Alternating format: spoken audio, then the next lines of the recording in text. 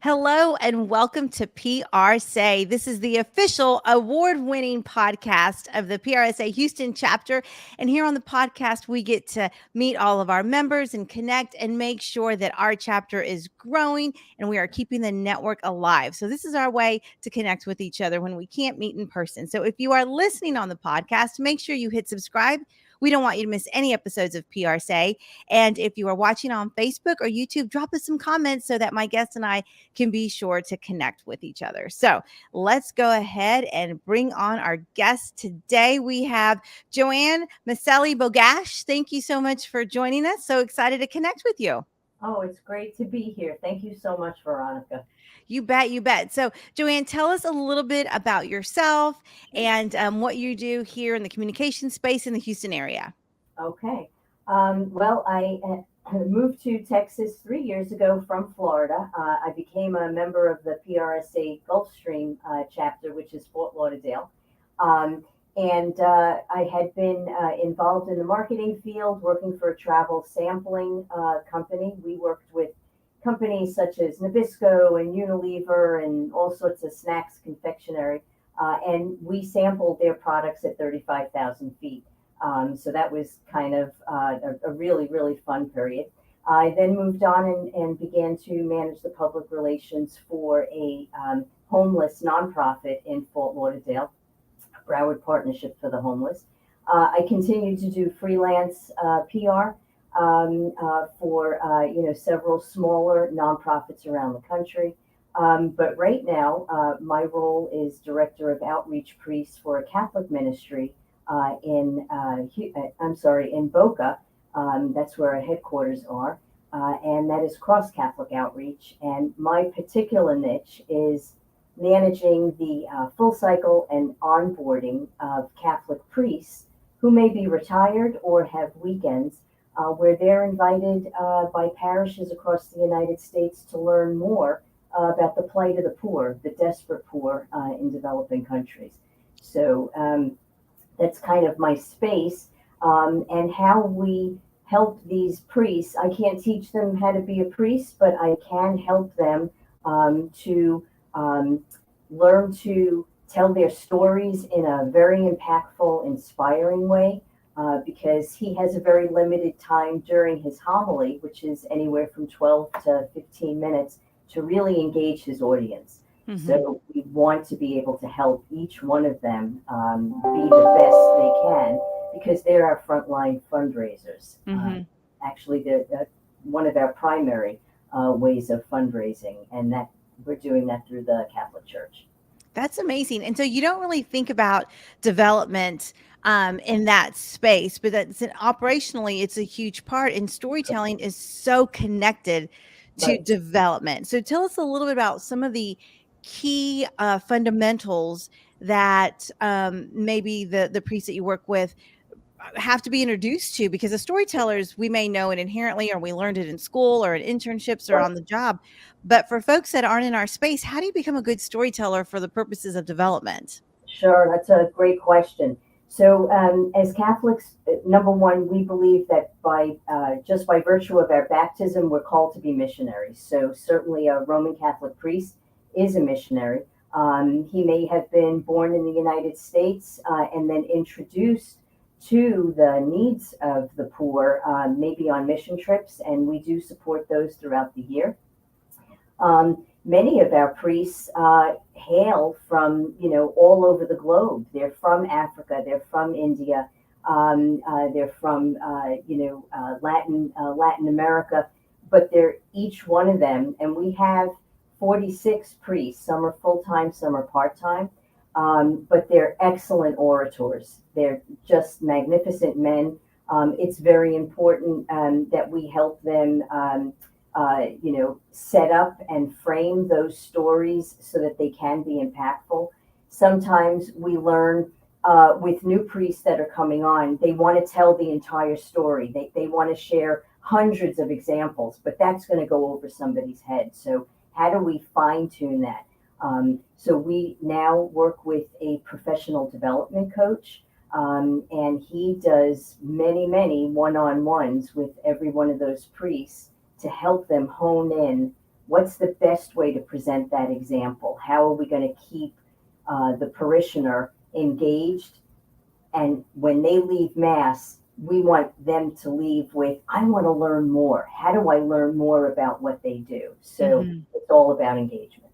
Right. Absolutely. And again, you don't think about that happening behind the scenes when Right. maybe you do go to a service, whether it's a Catholic service or you go to any other type of service, but Absolutely. there has to be some strategy behind that. What are some of the other techniques and strategies that you're working with them on outside of maybe face to face or maybe during the homily? What are they doing outside of the Mass that is still a part of that storytelling and development? Okay. Um, we are providing them with a variety of resources. They certainly have our website. Our website can explain many of our projects, how we go about funding those projects. But I think your question, uh, for me, COVID taught us a lot of different ways in how we needed to operate. So masses stopped for a long time. Our priests were home.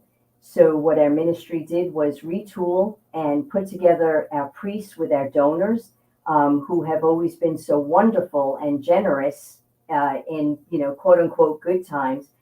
But we came alongside our donors because they were going through some tremendous suffering themselves. Um, COVID also allowed us, because churches began live streaming. I Hmm. had never been able to travel to all 20 or 30 of our priests who might be in 30 areas of the country. Now with live streaming, I'm able to watch, as many of our outreach priests over a weekend as possible, and that gives me the chance to see what they're saying, how they're presenting it, making sure that statistics are always accurate, those kinds of things. So that showed us how we can develop a training program Hmm. through that, and then working with them individually really helps boost their confidence, and helps them to see themselves and how they can get to a higher plane. Hmm. That's so on the mark. And we've learned so much about COVID, whether it was working remote or virtually, or just you said retooling your training. And that's ultimately what a lot of communicators had to do. But it's opened up a new space for us to work in. And I think that that's truly phenomenal. What are Right. some of the challenges with working with your priests so remote? Because I know that you're based here, they're based all over the country. And how does that work for you? Okay. Well, again, with COVID, the ministry began its, using Zoom. So everything is by Zoom. I am on the phone probably a good 4 or 5 hours a day, emailing our priests. But I did want to say that, enjoying these videos.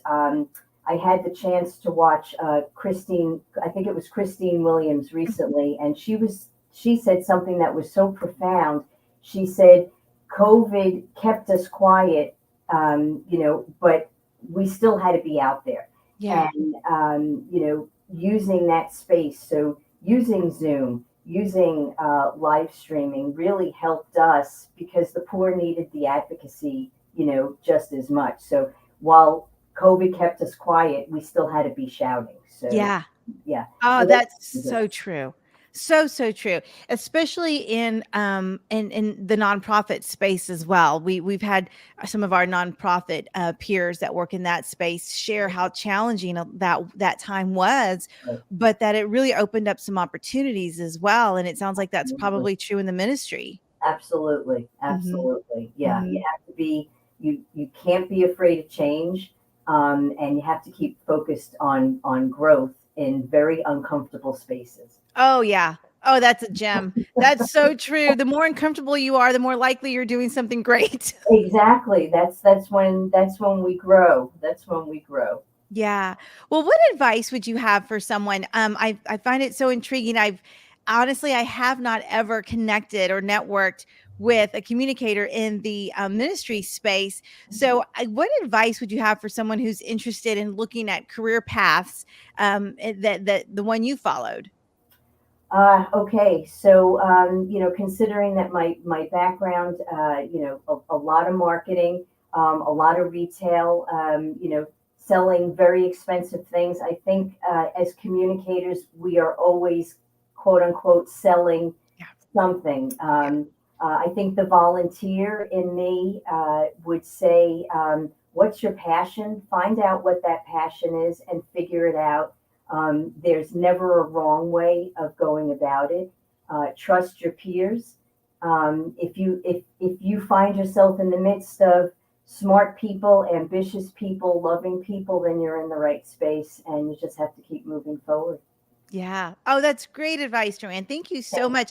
Are there any projects you're working on or any support any PRSA Houston members can support you with right now?